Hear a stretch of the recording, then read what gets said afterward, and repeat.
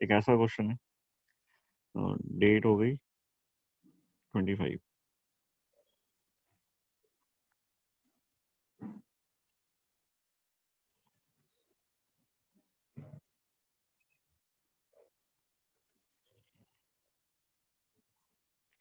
ये एक सिस्टम है, ये वेज है of mass M, capital M, in fact capital M. ये ग्राउंड के ऊपर है और ग्राउंड स्मूथ है।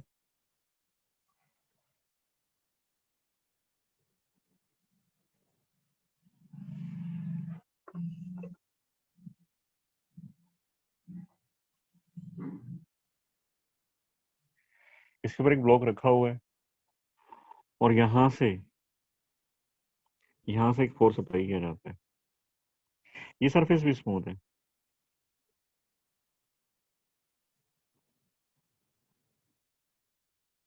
दोनों ही सरफेस, कहीं फ्रिक्शन तो है ही नहीं अभी। ये मूव करता है, lower block rubber wedge move करता है, और साथ साथ ये भी मूव करता है, पर ये ऊपर नीचे नहीं जाता है। ऊपर नीचे नहीं है, मतलब ना तो ये अपर डायरेक्शन में जाएगा, ना ये डाउनवर्ड डायरेक्शन में जाएगा।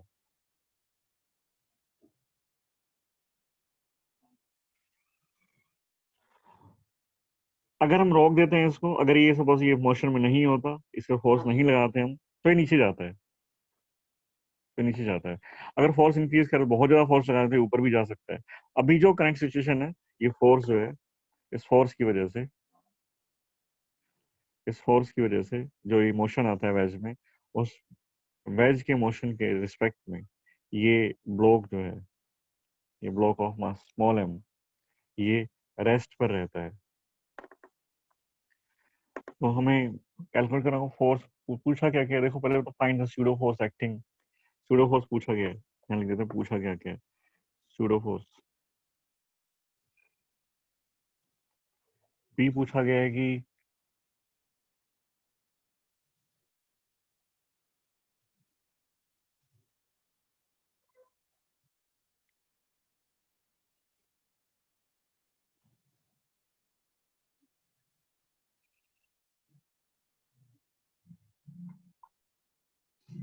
Acceleration, acceleration of system. ध्यान से देखना, अच्छी प्रॉब्लम है, धीरे धीरे डिस्कस करेंगे इसको।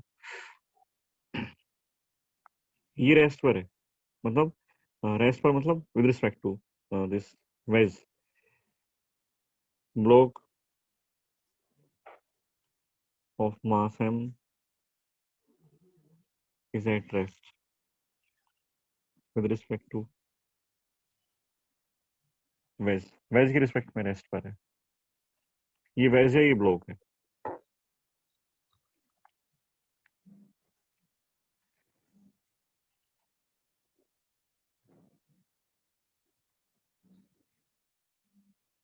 एक्सेलरेशन हमें पता करना है। तो अगर ये इसके रिस्पेक्ट में रेस्ट पर है, जब भी कभी ऐसा हो कि ये इसके रिस्पेक्ट में रेस्ट पर है, वैसे दोनों मोशन में तो है, दोनों साथ साथ चलेंगे। पर अगर हम यहाँ से देखें, तो इसके रिस्पेक्ट में रेस्ट पर होने का मतलब क्या है कि अगर तुम यहाँ से देखते हो, यहाँ से खड़े होकर देखते हो, वैसे के ऊपर खड़े होकर देखते हो, तो ये तुम्हें रेस्ट पर दिखाई देता है। ये मतलब हुआ कि ब्लॉक जो है is at rest with respect to veg.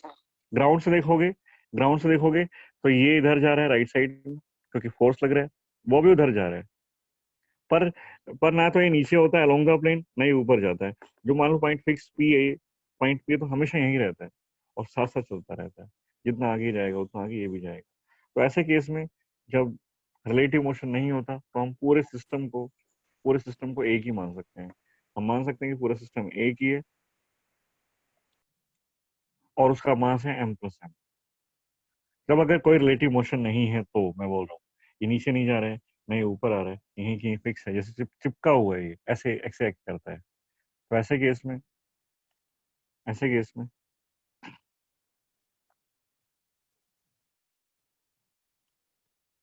तो होल सिस्टम है ना, all bodies are supposed to be in a one system of mass, system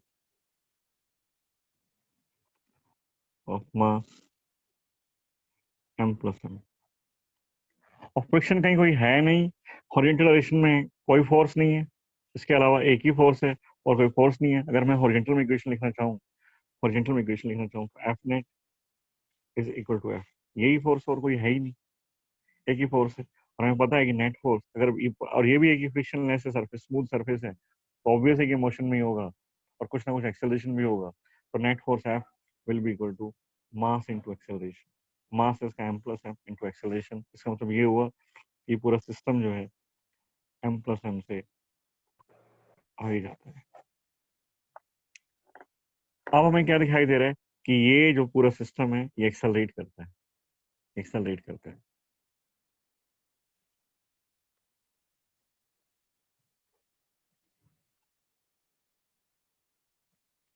अब तुम ये देखो कि जो फोर्स लगाया था उस फोर्स का कॉन्सिक्वेंस क्या है। उसका कॉन्सिक्वेंस ये है कि पूरा सिस्टम ए ये है, ये ए है, ये ए से इधर जाता है, ये इसके ऊपर मास है। और अब इस पूरे मोशन को ऑब्जर्व करना है। ऑब्जर्वर क्वेश्चन में साफ साफ लिखा हुआ है कि ऑब्जर्वर यहाँ पर है, ये ऑब्जर्वर यहाँ है, ये ग्राउंड पर नहीं है। ग्राउंड पर होता तो बात अलग होती। ऑब्जर्वर यहाँ पर है और यहाँ भी ऑब्जर्वर है, जहां से भी ऑब्जर्व करता है वो ये फ्रेम है हमारा, ये फ्रेम, ये नॉन इनिशियल फ्रेम है। Observer is in non inertial frame.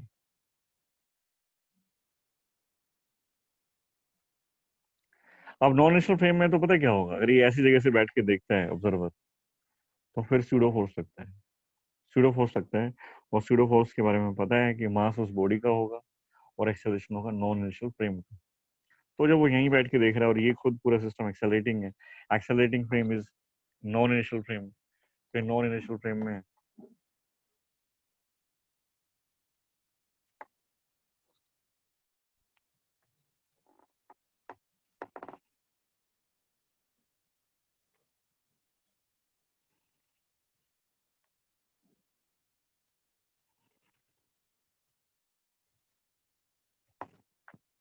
दोनों को सेपरेट कर लेते हैं। ये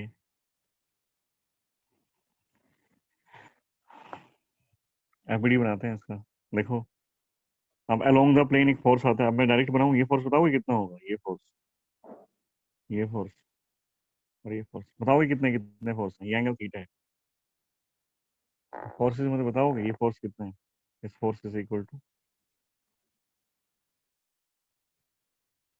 along the plane downward force कितना होता है mg sin theta।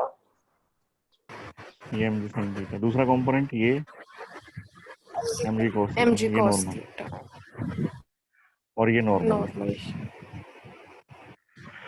तो ये थी हमारी कल तक की बात, जब हम लोग इनिशियल फ्रेम से ऑब्जर्व करते थे या हम ग्राउंड से ऑब्जर्व कर रहे हैं। ग्राउंड भी हमारा इनिशियल फ्रेम माना जाता है। आज क्या हुआ है, आज ऑब्जर्वर नॉन इनिशियल फ्रेम में है। अगर ऑब्जर्वर नॉन इनिशियल फ्रेम में है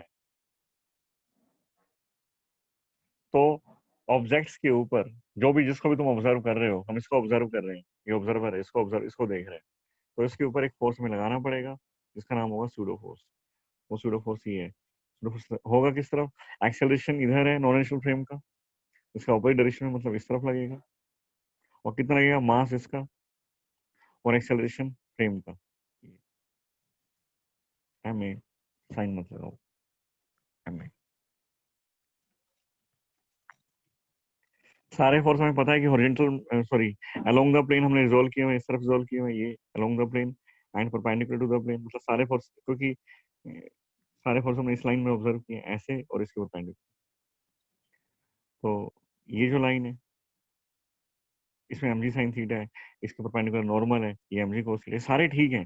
एम ए जो है ना, एम ए वो सही डायरेक्शन में नहीं है। एम ए ना तो अलोंग द प्लेन है कंपोनेंट, ना परपेंडिकुलर टू द प्लेन है। मतलब एम ए के और कंपोनेंट हमें बनाने हैं। किधर आएगा, एक कंपोनेंट इधर आएगा। ये एंगल पता है कितना है? ये angle, this angle is again theta horizontal के साथ। तो ये हो गया एम ए कॉस थीटा। दूसरा कंपोनेंट डाउनवर्ड आ जाएगा, एक और कंपोनेंट आ गया downward, that is M A sine theta. ये चीज समझ में आई क्या? ये चीज Yes. समझ में आई? Yes. एक बार मैं दोबारा दोबारा बनाता हूँ, थोड़ा कंजेस्टेड हो गया, एक बार फिर से देखो इसको, ब्लॉक के ऊपर ही बनाते हैं, थोड़ा शायद क्लियर रहे। ये वेज है, वेज के ऊपर ये ब्लॉक रखा हुआ है, कुछ फोर्सेस में पता है ये एम जी साइन थीटा है, ये एम जी साइन थीटा है, इधर एम जी कॉस थीटा, इधर नॉर्मल, क्योंकि ये पूरा वेज इस साइड जाता है तो एक स्यूडो फोर्स लगेगा। ऑब्जर्वर यहाँ पर है, ये ऑब्जर्वर है, एम ए इस साइड लगेगा, ये एम ए, ये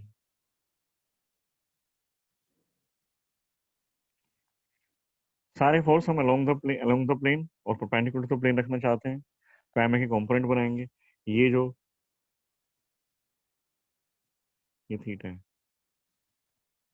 इसका एक कंपोनेंट इधर लाएंगे तो हो जाएगा एम ए कॉस थीटा, और दूसरा कंपोनेंट इधर लाएंगे हो जाएगा एम ए साइन थीटा। ये एम जी कॉस थीटा है, दो कंपोनेंट, एक कंपोनेंट इस तरफ आ गया, और ये इसके इनइफेक्टिव हो गया, ये अब नहीं है, इसके कंपोनेंट मैंने बना लिए, M A cos theta and M A sine theta. Wedge को मत देखो, सिर्फ अभी हम इसको ऑब्जर्व कर रहे हैं। वहां पर मैंने बनाया था तो वो एक अजीब सा लग रहा था देखने में, तो शायद हो सकता है तुम्हें यहाँ से पिक्चर ज्यादा क्लियर हो। हम इसकी बात नहीं कर रहे हैं, इसका वीडियो मैं भी बनाऊंगा, अभी मैं सिर्फ ब्लॉक की बात कर रहा हूँ, ब्लॉक की। और तुमने कहा ये इसको देख रहे हैं, ऑब्जर्वर ये है, और उसको क्या दिखाई दे रहे हैं, इसको क्या दिखाई दे रहे हैं, इसको क्या दिखाई दे रहे हैं, इसको Rest दिखाई पर देता है रेस्ट पर है। रेस्ट पर है, इसका मतलब क्या हुआ कि जितने इस लाइन के अलॉन्ग नेट फोर्स जीरो होना चाहिए, इस लाइन के अलॉन्ग भी नेट फोर्स जीरो होना चाहिए। इस लाइन के अलॉन्ग नेट फोर्स कितना होगा, एम जी, जितना डाउनवर्ड फोर्स होते हैं upward फोर्स होना चाहिए। नेट फोर्स जीरो का मतलब तो ये हुआ कि m A sine theta plus m ji cos theta, n equals to M G cos theta plus m A sine theta.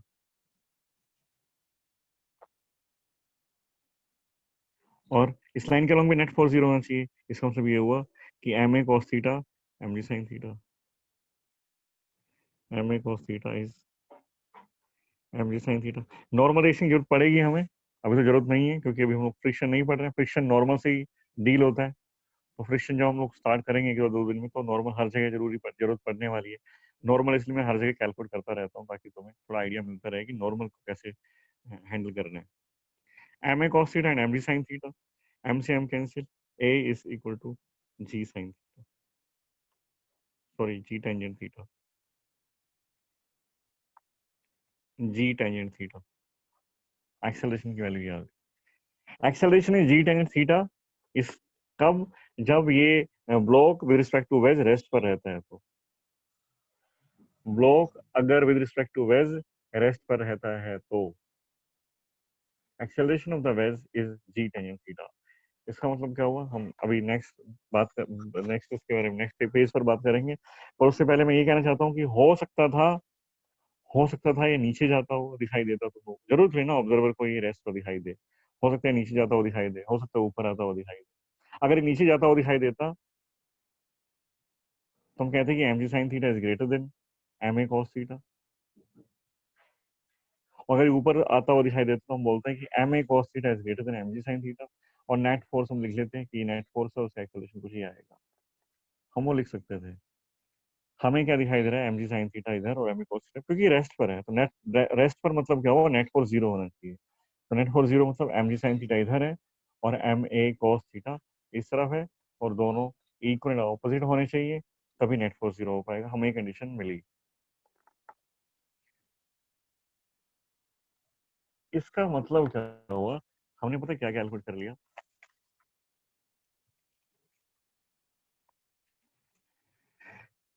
इसका मतलब ये हुआ कि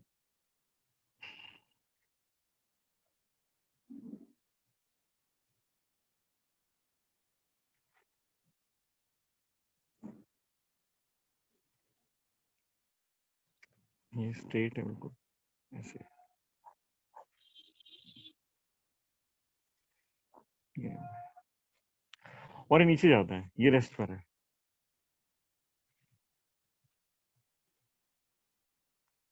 ये रेस्ट पर है, तो ये नीचे जाता है विद सम एक्सेलरेशन, तो तुम्हें पता ही है इसका एक्सेलरेशन इधर कितना होगा। एक फोर्स लगेगा mg sin थीटा इस तरफ, mg cos थीटा इधर, एन इधर, mg cos theta n mg sin theta, और mg sin थीटा इसको नीचे लेके जाएगा।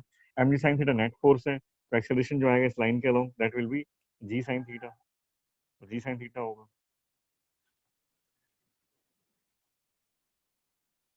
अब ये नीचे जाता है, हम इसको रोकना चाहते हैं, तो ऐसा कहते हैं कि अगर नीचे वाले ब्लॉक को मूव करा दो,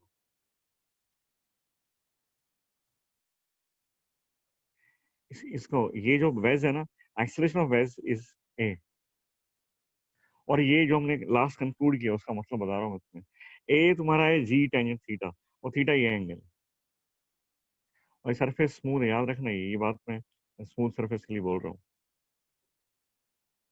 जो लास्ट हमने कंक्लूजन किया, कंक्लूजन है हमारा वो स्मूथ सरफेस के लिए। एक्सेलरेशन तुम्हारा जी टेंजेंट थीटा है, सरफेस स्मूथ है,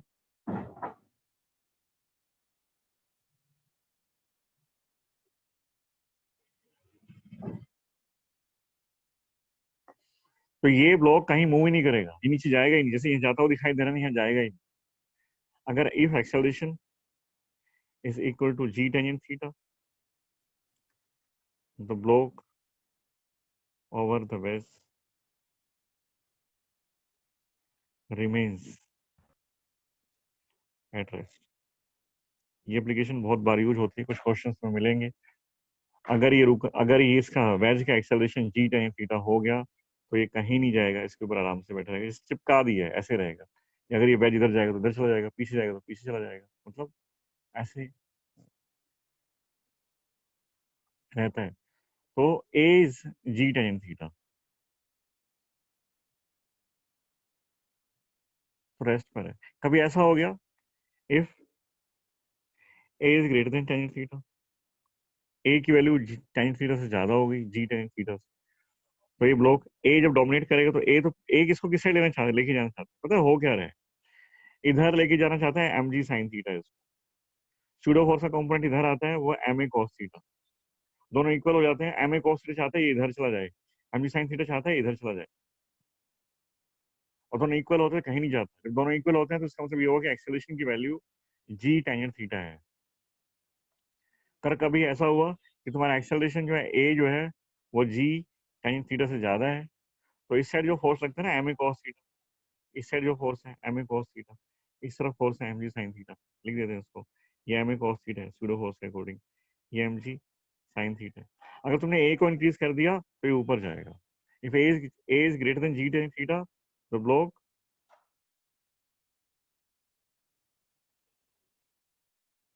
will move in upward direction along the plane, plane के अलोंग ऊपर जाएगा। अगर एक्सेलरेशन जी टाइम थीटा से ज्यादा हुआ तो, if A is less than ji time theta, अगर तुमने ए को डिक्रीज किया तो एम जी साइन थीटा डोमिनेट कर जाएगा, और ये ही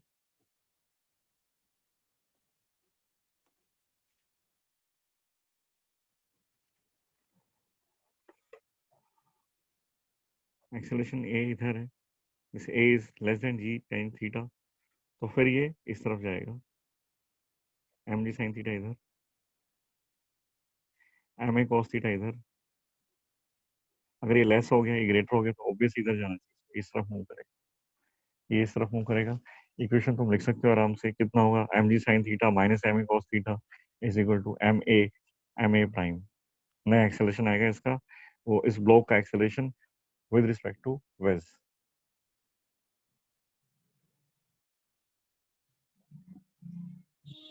ठीक है, आगे आते हैं, ये इंपॉर्टेंट एप्लीकेशन है।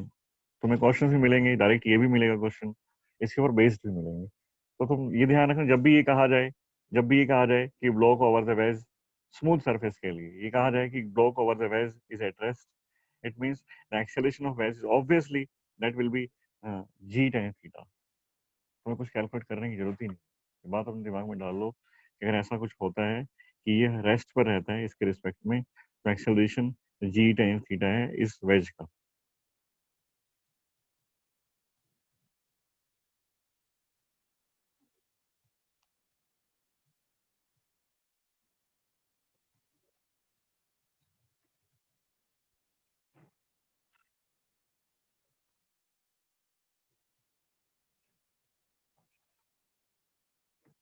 एक और क्वेश्चन देखते हैं।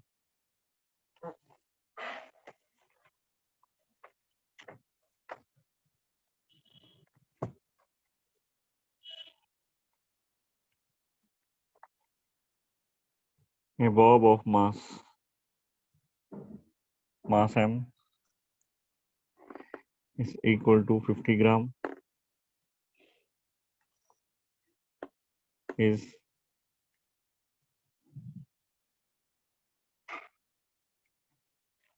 it's suspended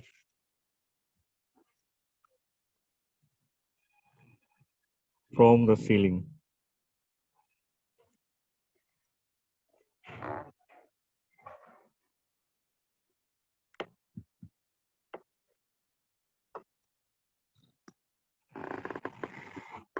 of a trolley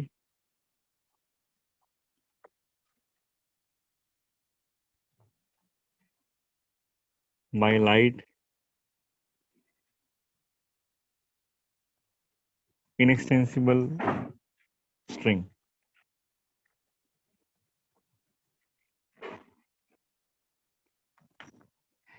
If the trolley accelerates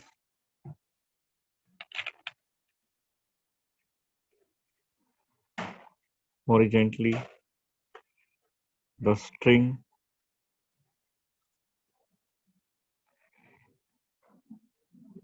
makes an angle theta, that is 37 degree, with the vertical.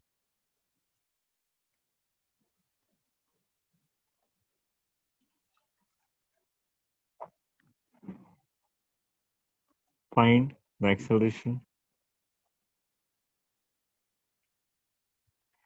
Find the acceleration of trolley.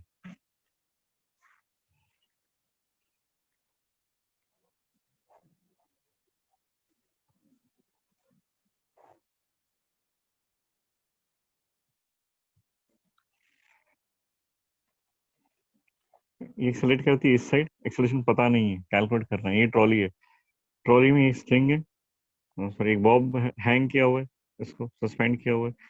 तो अगर ये एक्सेलरेट करता है ना, तो ये a bob is suspended from the ceiling of a trolley by a light inextensible string. If the trolley accelerates horizontally, देखना इस बात को, the strings makes an angle theta with the vertical, तो स्ट्रिंग ऐसे हो जाती है, यहाँ बॉब चला जाता है। ओरिजिनल पोजीशन तो ये थी, अगर ये रेस्ट पर रहती, अगर ट्रॉली मूव नहीं करती, एक्सेलरेट नहीं करती, तो फिर ये बॉब की पोजीशन यही रहती, वर्टिकली हैंग होता जैसा हम लोग देखते हैं। और अगर ये एक्सेलरेट करेगी इस साइड, तो ये ट्रॉली सॉरी ये बॉब जो है उसका एंगल 37 डिग्री बन जाता है विद वर्टिकल। हमें पता करना है कि एक्सेलरेशन कितना है, और क्योंकि ये जो ट्रॉली है ये एक्सेलरेटिंग है, और एक्सेलरेटिंग फ्रेम के अंदर तुम्हारा ये सिस्टम, ये ऑब्जेक्ट है जिसको तुम ऑब्जर्व करना चाहते हो, ये ट्रॉली के अंदर है और ट्रॉली एक्सेलरेट कर रही है। तो नॉन इनिशियल फ्रेम का केस बन सकते हैं। तुम ज्यादा अच्छा है, तुम यहाँ चले जाओ, यहाँ से देखो इसको कि क्या हो रहा है। और ऑब्जर्वर अगर यहाँ पर है तो ये ट्रॉली के अंदर है ऑब्जर्वर, और ट्रॉली जो है वो नॉन इनिशियल फ्रेम है, नॉन इनिशियल फ्रेम है। तो बॉब के ऊपर एक फोर्स लगने वाला है, that force will be equal to mass of bob into acceleration of non-initial frame, means trolley, or in the opposite direction of acceleration. In the opposite direction of acceleration, and direction of acceleration is towards right. The pseudo force experienced by the bob will be equal to ma, and towards left. A is the mass. Sorry, A is the acceleration of trolley. M is the mass of bob.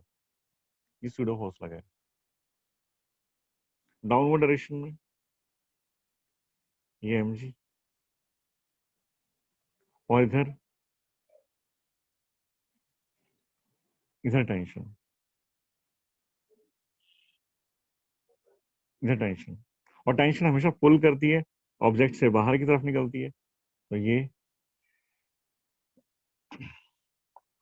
हमें बता रहे हैं कि और तुम्हें क्या दिखाई दे रहा है, अगर इसका एंगल विद वर्टिकल 37 डिग्री है और ये ऑब्जर्वर है और ये एंगल फिक्स है, तो तुम्हें ये ऑब्जेक्ट है जो बॉब है, ये बॉब तुम्हें रेस्ट में दिखाई देता है या मोशन में दिखाई देता है? रेस्ट पर। रेस्ट पर है तो नेट फोर्स 0। मैं इसको एक बार दोबारा से बनाता हूँ डायग्राम एफबीडीज का। क्या क्या दिखाई दे रहा है हम लोगों को? डाउनवर्ड एमजी इस डायरेक्शन में, एम ए, और इस तरफ एक टेंशन स्ट्रिंग है ऐसे, ये टी टी इसका एंगल विद वर्टिकल, ये थीटा, तो ये भी थीटा ही है, ये थीटा है, इसमें टेंशन टी है, तो उसका एंगल विद वर्टिकल जो गिवन है 37 डिग्री, दैट इज थीटा। तो हमने कहा था बॉडी रेस्ट में हो मोशन में हो, अब मोशन में हो तो लाइन ऑफ मोशन के हम सारे फोर्स ले, रेस्ट में हो तुम्हारी मर्जी होती है किधर भी ले जाओ, और फिक्स डायरेक्शन में कर लो, ऐसा नहीं कोई कहीं कोई कहीं। तो वैसे दो, एक फोर्स हमारा हॉरिजॉन्टल एक वर्टिकल है, और टी ना तो हॉरिजॉन्टल ना वर्टिकल है, तो टी के कंपोनेंट बना लेते हैं, तो टी इधर जाएगा तो टी कॉस थीटा, और दूसरा कंपोनेंट टी साइन थीटा, और टी यहाँ पर इनफेक्टिव हो जाता है, टी को हम हटा सकते हैं, टी के दो कंपोनेंट बन गए, T cos theta in vertical direction, T sine theta along horizontal, और तुमने बताया कि तुम्हें ये बॉब जो है रेस्ट पर दिखाई देता है। तो मैं लिखता हूँ जितना अपवर्ड फोर्स है उतना ही डाउनवर्ड फोर्स है, जितना राइट साइड में फोर्स है उतना ही लेफ्ट साइड में भी है, तो t sine theta is M a, t cos theta is m c. आपस में डिवाइड कर दो, आपस में डिवाइड करोगे तो एम से एम कैंसिल, टी से T cancel, tangent theta is equal to A by G. तुमसे पूछा गया था एक्सेलरेशन कितना है, कॉन्स्टेंटली ये भी सेम आता है, ए इज जी टेन थीटा, ए पूछा गया तो ए, जी इज 10, एंड टेन 37 की वैल्यू बताओगे मुझे? टेन 37 है, टेन 37 3/4। बताओगे? 3/4, इट इज 3/4, 30/4 मीन्स 7.5 मीटर पर सेकेंड स्क्वायर, ये एक्सेलरेशन है उस ट्रॉली का। तुम यहाँ से टेंशन भी कैलकुलेट, हालांकि पूछ ही नहीं गई, टेंशन भी कैलकुलेट कर सकते थे, अगर एक्सेलरेशन तुम्हें पता है तो टेंशन कितनी आ जाएगी, इन दोनों को स्क्वायर करके ऐड कर दो, T square sine square theta plus T square cos square theta, तो T square sine square theta plus T square cos square theta करोगे तो टी स्क्वायर आएगा, तो T square is equal to वो sine square cos square 1 हो गया, इधर right side में स्क्वायर करो, M square A square, M square G square, M M square common ले लेते हैं, A square plus g square, इन दोनों को ऐड करके लिख दिया, तो यहाँ से आता है t is M a square plus g square, ये टेंशन की वैल्यू है, कभी जरूरत पड़े तो निकाल सकते हो। ठीक है, एक क्वेश्चन ये था।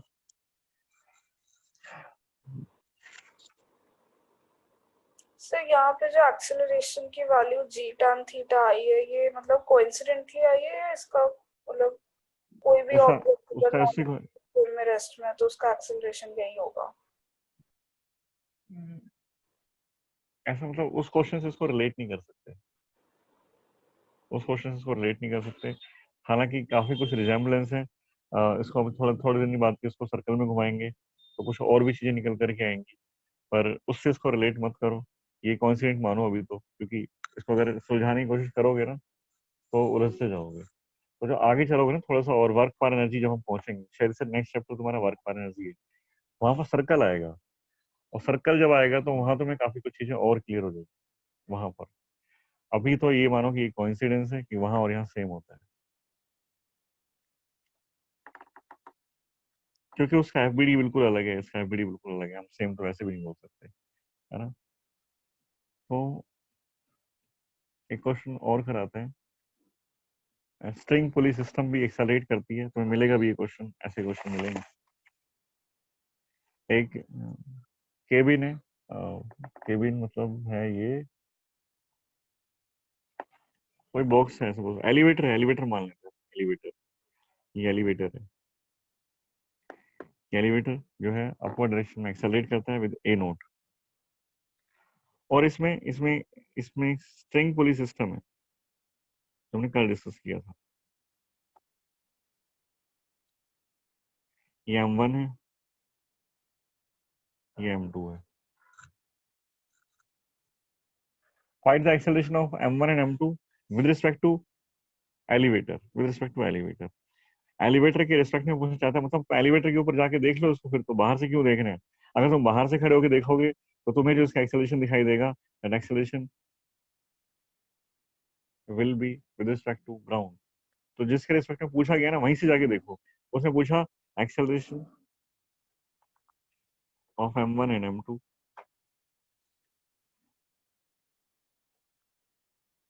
विद रिस्पेक्ट टू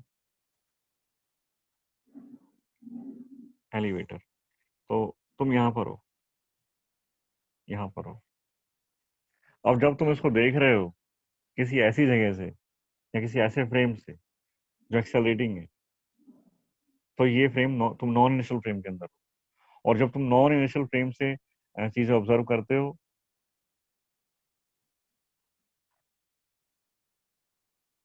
तो फिर उनके ऊपर सूडो फोर्स लगता है। इसको देखोगे तो इसके ऊपर लगेगा, इसको देखोगे तो इसके ऊपर। तो सूडो फोर्स किधर होगा? एक्सेलरेशन अपवर्ड डायरेक्शन में नॉन इनिशियल फ्रेम का, तो सूडो फोर्स होगा डाउनवर्ड में, m2 a note m1 a note.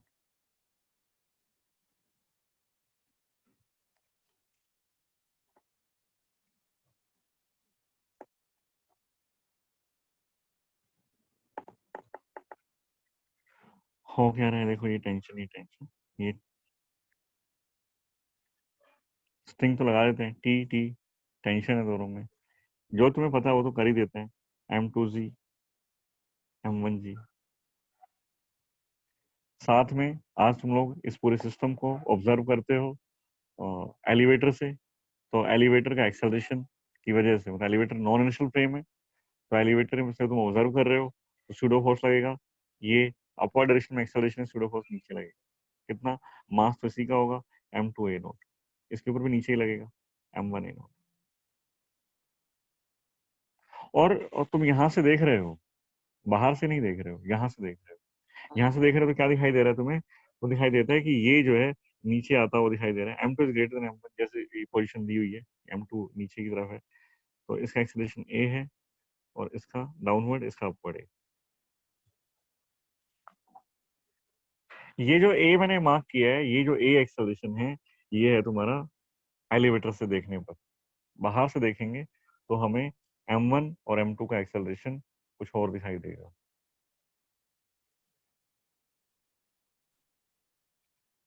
m1 और m2 का एक्सेलरेशन कुछ और दिखाई देगा।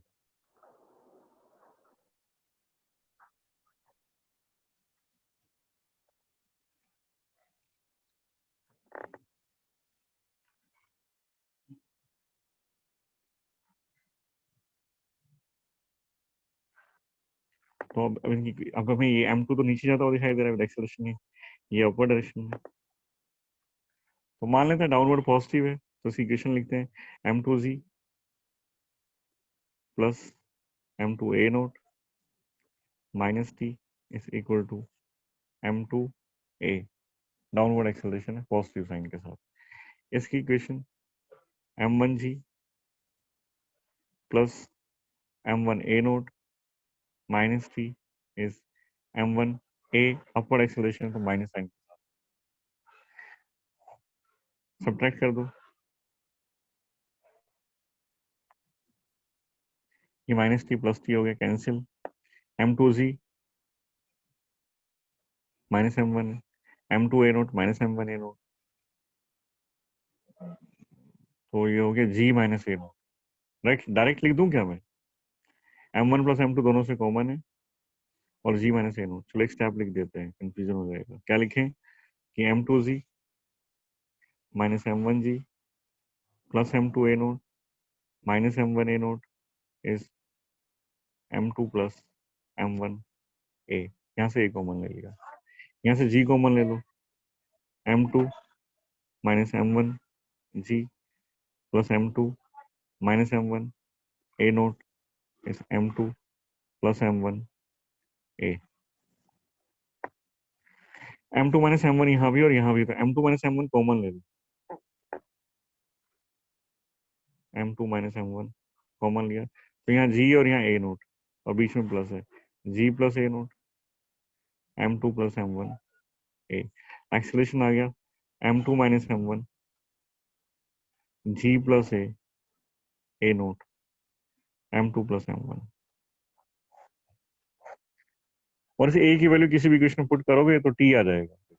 किसी भी इक्वेशन में अगर a की वैल्यू पुट करते हो तो t आ जाता है।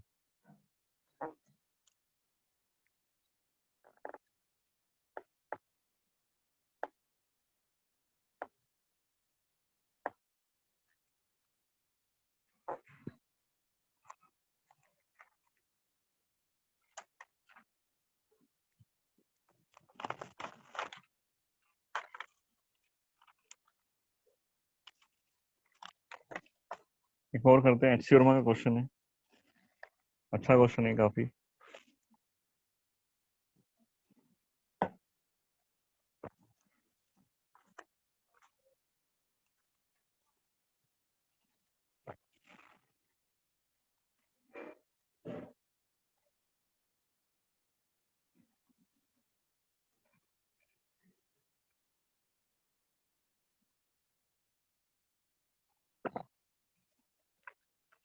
Two smooth blocks of mass m and m prime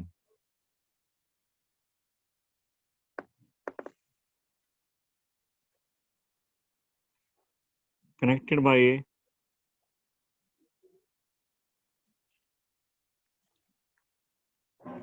light string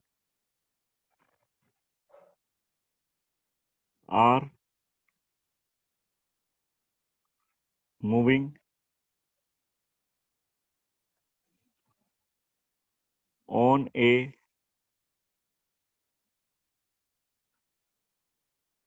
smooth wedge of mass capital M. If a force F acts on a wedge,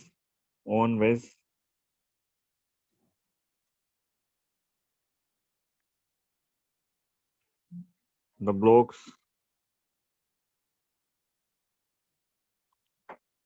do not slide.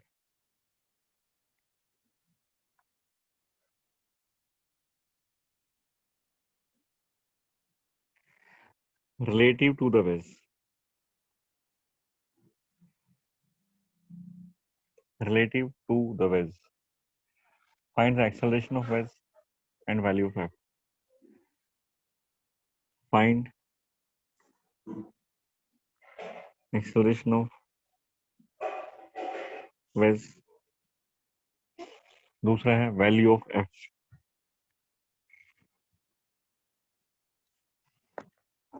ध्यान से देखना, पहले हम इसको ऑब्जर्व करेंगे कि हो क्या रहा है। तो पहले तो कहा कि वो स्लाइड करते हैं एक एक, जब वो रेस्ट पर है तो ये हमारा वेज है,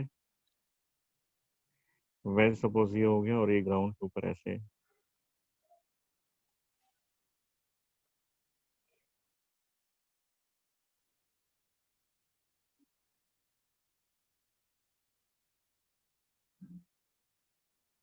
ये एम है और ये एम प्राइम है, एम एंड एम प्राइम। और ये रेस्ट पर है, अभी तो रेस्ट पर है, ये रेस्ट पर है। तो फिर ये तुम्हें दिखाई दे रहा होगा सारी सरफेस स्मूथ है, तो ये नीचे जा रहा होगा और ये इधर जा रहा होगा। जितना एक्सलेशन इसका होगा उतना इसका भी होगा। ये तो रेस्ट पर है, ये फिक्स है, ये कहीं जा नहीं रहा है, ये कहीं नहीं जा रहा है। तो ये रेस्ट पर है तो तुम लोग चाहे ग्राउंड से देख लो या इसके ऊपर बैठ के देख लो, एक ही बात है। ये रेस्ट पर है तो ग्राउंड के रिस्पेक्ट में ऑब्जर्वर चाहे यहाँ पर हो या फिर वो ग्राउंड पर हो, कोई डिफरेंस नहीं है, दोनों में सेम है। और ये मोशन, ये पूरा सिस्टम इधर जा रहा है। हम देखें तो यहाँ पर एक फोर्स लग रहा होगा, एम प्राइम जी डाउनवर्ड, एम प्राइम जी इसको नीचे खींच रहा होगा, इस स्ट्रिंग में टेंशन आएगी और जो टेंशन है वो टेंशन इसको इधर लेके जाएगी। इसको कौन नीचे लेके जा रहा है? इसको नीचे लेके जाता है एम प्राइम जी। तो एम प्राइम जी जो उसका वेट है उसकी वजह से नीचे जा रहा है। अच्छा ये क्यों जा रहा है? ये तो जा रहा है इसके, ये क्यों जा रहा है? ये क्यों जाता है? ये जाता है क्योंकि जब ये नीचे चलने लगा तो स्ट्रिंग में टेंशन आ गई, स्ट्रिंग में टेंशन आ जाएगी और वो टेंशन इसको पुल करती है। स्ट्रिंग में एक टेंशन आ जाती है और वो टेंशन इसको पुल करती है, इसको। तो इसको तो लेके जाता है वेट, इसको लेके जाता है टेंशन, ठीक है। तो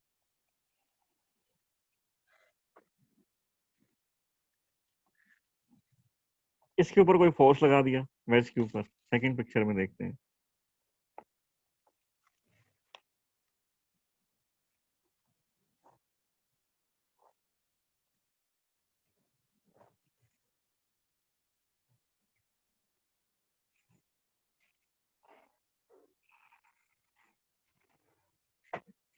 इसके ऊपर एक फोर्स लगाया, जब फोर्स लगाते हैं तो फिर ये मूव करना बंद कर देते हैं ट्रॉली के रिस्पेक्ट में। पहले ये मूव कर रहे थे, ये नीचे जा रहा था, ये तो रेस्ट पर थी, तुम्हें नीचे जाता हुआ दिखाई दे रहा था, इधर जाता हुआ दिखाई दे रहा था। अब क्या दिखाई दे रहा है, ट्रॉली के जिस पॉइंट पर ये है उसी पॉइंट पर फिक्स रहेगा, ना तो इधर जाता है ट्रॉली के ऊपर से, ना इधर जाता है। मान लो पॉइंट पी है तो पॉइंट पी पर ही रहता है हमेशा ये। क्यू है तो ये क्यू पर रहता है। हाँ, पूरी की पूरी ट्रॉली मूव कर रही है, पूरी ट्रॉली मूव करती है, और पूरी ट्रॉली मूव करेगी तो फिर ये भी साथ साथ चलेंगे, ये भी चलते हैं साथ साथ, ये भी साथ साथ, ये भी इधर जा रहा है, ये भी इधर जा रहा है। मतलब ये इससे चिपक गया है, ये इससे चिपक गया है, मतलब इधर जाता ना इधर जाता ना इधर जाता ना इधर जाता, अगर फोर्स एफ लगाया है तो। और अगर ब्लॉक्स का आपस में रेडियो मोशन बंद हो जाए, रेडियो मोशन नहीं रहता है,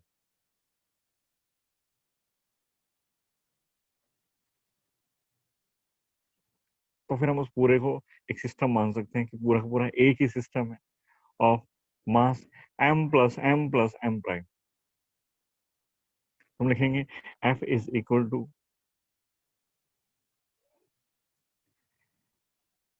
m plus m prime into a. Acceleration will be F by m plus m prime.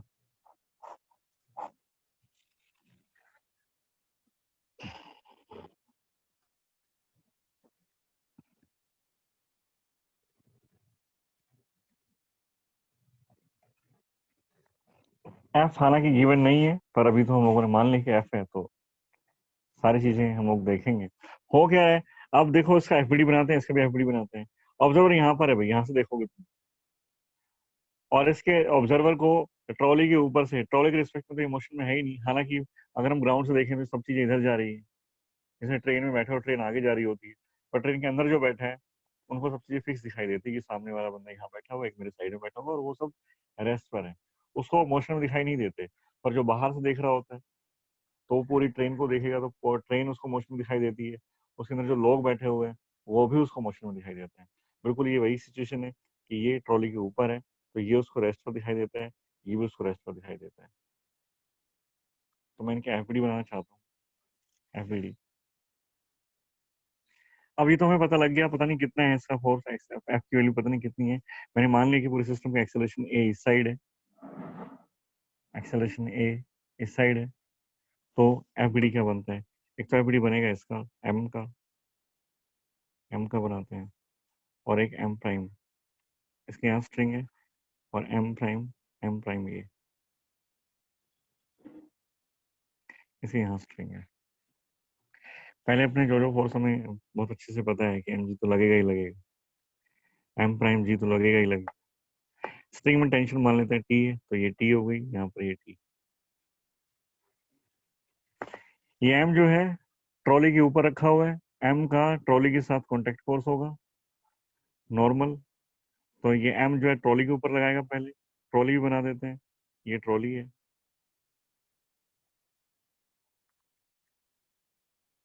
तो एम जो है ट्रॉली के ऊपर फोर्स लगाएगा एन, एम ने ट्रॉली के ऊपर फोर्स लगाया एन, तो ट्रॉली वापस लगाती है एन।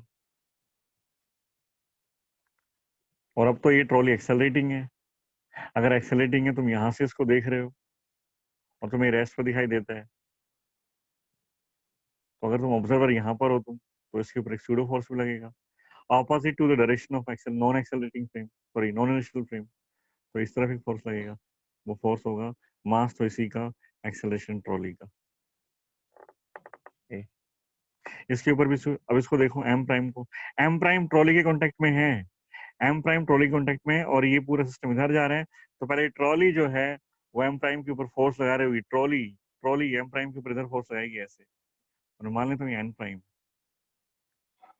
तो एम प्राइम क्या करेगा, वापस फोर्स लगा देगा एन प्राइम,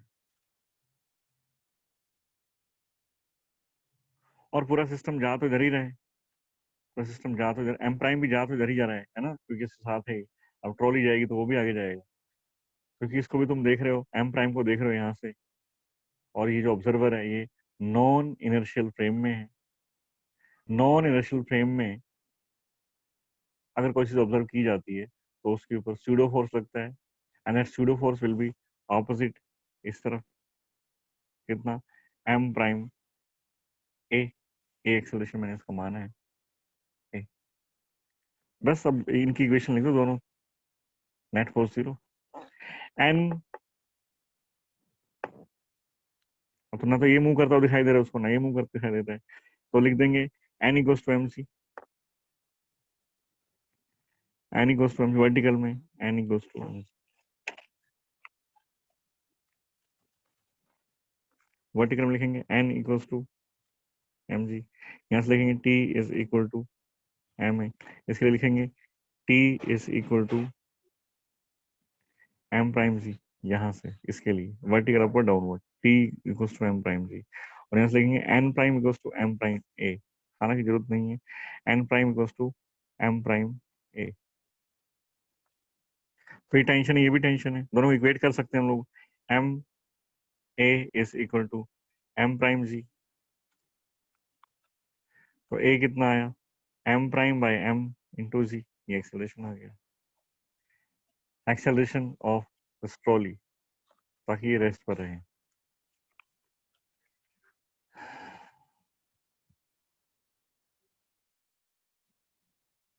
अब एक्सेलरेशन जी टाइम थीटा नहीं है, इस बार एक्सेलरेशन आया है ताकि वो रेस्ट पर रहे, M prime by M times of G, और तुम एन तो तुम्हें पता ही है, एन तो साफ साफ दिखाई दे रहा है कि N equals to M G होगा, N prime, N prime, N prime equals to M prime A, तो ये ए है, ए है, एम प्राइम है, एन प्राइम की वैल्यू की जरूरत पड़ेगी हमें, अभी तो नहीं है, जब फ्रिक्शन अगर होता है यहाँ पर तो जरूरत पड़ती, तो एन प्राइम की वैल्यू होती M prime into A, and that is M prime into M prime by M into G, तुम्हारा एन प्राइम हो जाता M prime square by M into G, M prime square by M into G, ये N prime होता।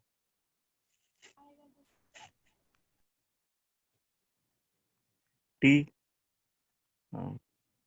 T तो तुम्हें पता ही है M prime जी के इक्वल है, एम प्राइम पता ही है और जी तुम्हें पता ही है, तो एफ तुमसे पूछा गया था, एफ मैंने कैलकुलेट किया था इन टर्म्स ऑफ ए, हालांकि तो M plus M prime, M plus small M plus M prime times of ए, तो एफ हो गया M plus M prime into A, and that is M plus M prime into ए की value आती है M prime by M into ji.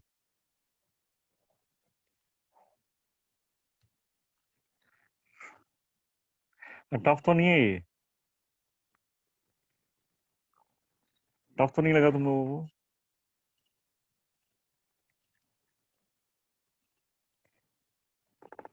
So tough है क्या? बस ज्यादा कुछ नहीं करना, उस फ्रेम में जाओ, एक स्यूडो फोर्स और अप्लाई करो, वो चीजें तुम्हें रेस्ट पर दिखाई देगी, नेट फोर्स 0 कर लो, सारे फोर्सेस कंपोनेंट सही डायरेक्शन में, मतलब एक ही लाइन में होने चाहिए या फिर उसके परपेंडिकुलर, ऐसा ना हो कोई इधर है कोई इधर है, और सबको अलाइन कर लो कि सारे इसी लाइन में होंगे या फिर इसके परपेंडिकुलर होंगे। नेट फोर्स 0 है, सारे फोर्सेस को लिखो भाई, ये इसके इक्वल है, ये इसके इक्वल है, ये इसके इक्वल है, ये इसके इक्वल, तुम्हारा आंसर आ जाता है ना। वैसे मैंने टफ एप्लीकेशन डिस्कस नहीं की, ये सारी सिंपल सिंपल एप्लीकेशन थी। तुम्हारा स्यूडो फोर्स शायद क्लियर हो गया होगा इतने सारे क्वेश्चंस के साथ। कल हम लोग कंस्ट्रेंट मोशन स्टार्ट ना करके, कल फिर मैं, कल आज तुम ट्राई करो, अगर तुम्हें प्रॉब्लम ज्यादा आती है तो कल हम लोग क्वेश्चंस डिस्कस करेंगे, और अगर प्रॉब्लम नहीं आती है, ठीक ठाक है, डाउट तो आएंगे, देखो 2-4 डाउट तो आने भी चाहिए, डाउट आते हैं तो ठीक है, और एक भी नहीं हो रहा तो फिर डिस्कस करें, और कल कोशिश करता हूँ कि फ्रिक्शन तुम्हारा स्टार्ट करो, फ्रिक्शन, क्योंकि टाइम हमारे पास कम है।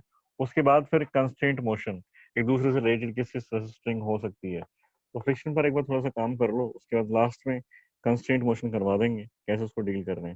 तो 1 या 2 दिन में मैं फ्रिक्शन कंप्लीट कर देता हूँ, और कंस्ट्रेंट मोशन ना जो तुम्हारे डीसी पांडे में है, वो ज्यादा होगा नहीं, मतलब सिंपल सिंपल से रिलेशन रहते हैं, उसमें ज्यादा प्रॉब्लम आएगी नहीं, पर फिर भी 1-2 क्लास में लगाऊंगा लास्ट में। कल फ्रिक्शन डिस्कस करते हैं, ठीक है। स्यूडो फॉल्स के क्वेश्चन यही दिए हुए थे मेरे पास जो अवेलेबल थे इस टाइम, मैंने करा दिए। किसी को कुछ पूछना है, कल का कोई डाउट पूछना हो पूछ लो, वरना क्लास ओवर करते हैं। पूछना है किसी को कुछ? सो कल के क्वेश्चंस में डाउट? हाँ, क्वेश्चंस में डाउट है, कुछ भी पूछना चाहो, कैसे भी, क्या फर्क पड़ता है, कुछ ही पूछ लो। सो वो असाइनमेंट की डाउट्स हैं। हाँ बोलो, क्या है, बोलो, एक क्वेश्चन हो जाएगा, टाइम है, बोलो। एक सेकेंड सर।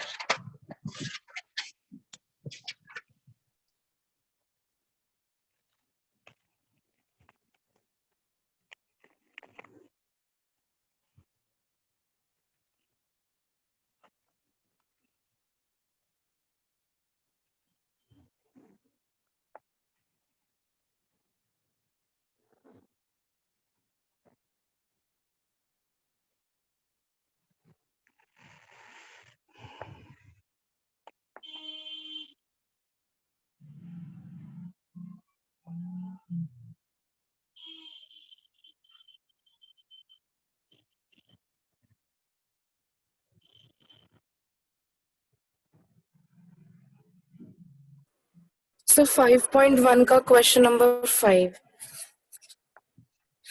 स्टेटमेंट बोल दो, डायग्राम है क्या उसमें? नहीं सर, मतलब मैं बता देती हूँ। A body is acted upon by balanced forces। इसके 4 ये ऑप्शंस दिए हुए हैं। क्या क्या क्या, दोबारा बताना। A body is acted upon by balanced forces। हाँ, इसके 4 ऑप्शंस दिए हुए हैं। If it is in rest only, मेरे को ना क्वेश्चन समझ में नहीं आया, पीडीएफ देखता हूँ क्या है। बस स्टेटमेंट दोबारा बोलो, पहली लाइन क्या थी?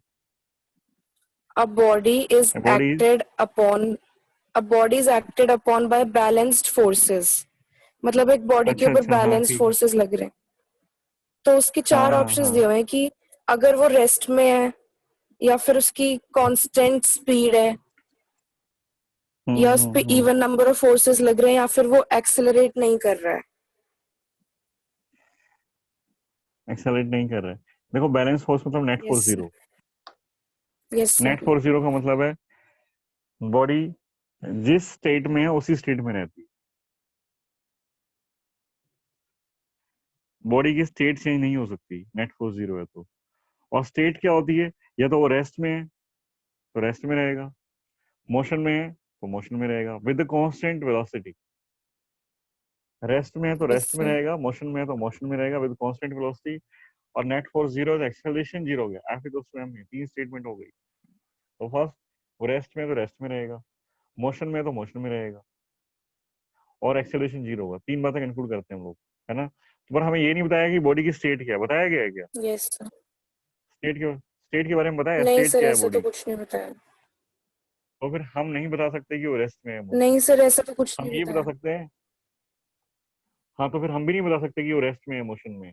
हम सिर्फ ये बता सकते हैं कि इसकी स्टेट सेम है। अब तुम देख लो अभी रेस्ट में था या मोशन में था, वो रेस्ट में था या मोशन में था, अभी तो हमें भी नहीं पता ना। हमने ये, उसने ये तो बताया हमें कि नेट फोर्स जीरो है, पर ये नहीं बताया कि रेस्ट में था या मोशन में था। हम इतना कह सकते हैं कि जो जिसमें भी था ये उसमें रहेगा, इसकी वेलोसिटी कांस्टेंट रहेगी। तो रेस्ट में था हम नहीं कह सकते, तो स्पीड सर कांस्टेंट इसके रहेगी। हाँ, क्या? तो सर इसके फिर दोनों ऑप्शंस होने चाहिए ना, कि वो रेस्ट में भी, मतलब if it is in rest only, या फिर it is moving in constant velocity. तो क्या आंसर बताएं हम इसका, क्या आंसर? फोर्थ रेस्ट ऑप्शन पर ही होना मान लेते चाहिए हैं। ना, पता नहीं सर, इसमें तो रेस्ट दिया हुआ है।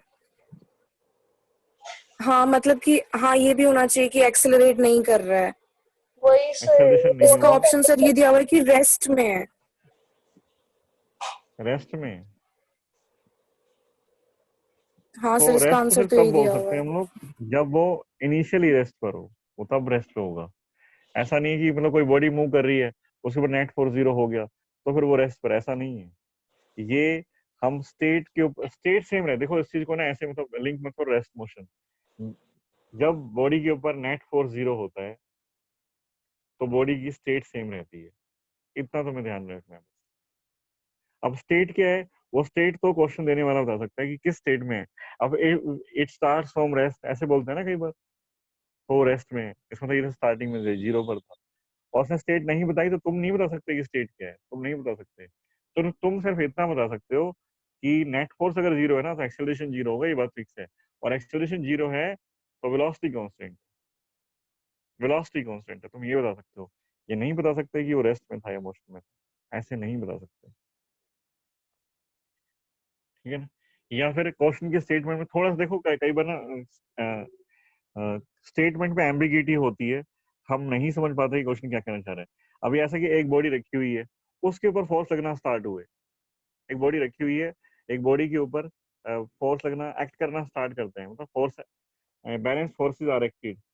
इसका मतलब वो ऑलरेडी, वो उसका कोई स्टेट नहीं थी, और वो स्टार्टिंग में क्या हुआ, टाइम 0 पर फोर्स आए हैं बस, वहीं से ऑब्जर्वेशन स्टार्ट होती है। तो जो बैलेंस फोर्स जब आएंगे ना, तो बैलेंस फोर्स आके उसका कुछ नहीं कर सकते, वो स्टेट को चेंज नहीं कर पाएंगे, वो रेस्ट में था इमोशन में। तो कई बार एम्बिगिटी होती है, कोई बात नहीं, इसको जो भी कुछ दे रखा है मेरे को, क्या दे रखा है आंसर, रेस्ट पर है, ऐसा नहीं बोल सकते हम लोग, यस मतलब सर, ये चीज रेस्ट दिया हुआ। नहीं, ये नहीं बोल सकते।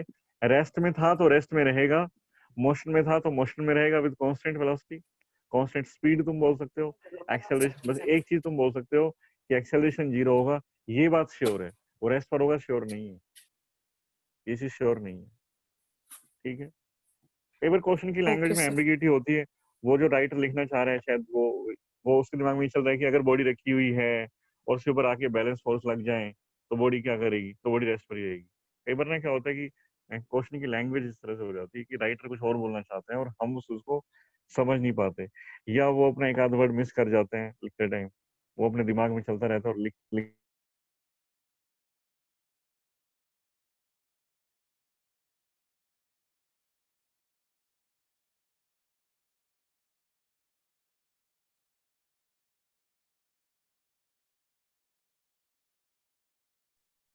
सर आपका माइक ऑफ हो गया। हाँ, एक फोन आ गया था, मैंने कट कर दिया। हाँ जी। Okay okay.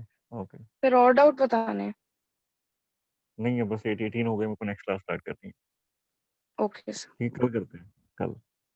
Okay sir, thank you. Okay.